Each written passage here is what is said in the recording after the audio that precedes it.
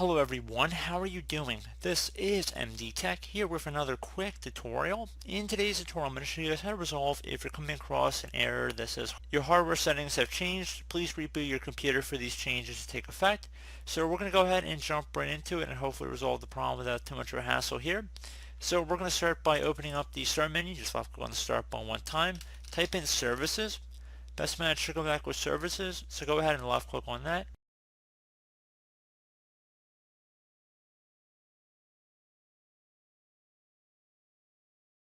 Now you want to look for something that says AMD External Events Utility.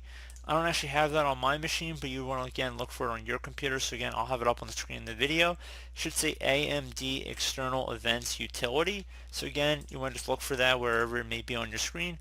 I'm just going to open up Application Manager just to show you guys an example here. So what you want to do is set startup type to disabled.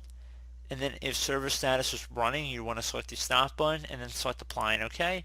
Again, that would be for the AMD External Events Utility. Should be near the top of the list here, so just do that exact same thing I just showed you. So startup type, set it to disabled, server status, you want to stop it, and then select apply and OK.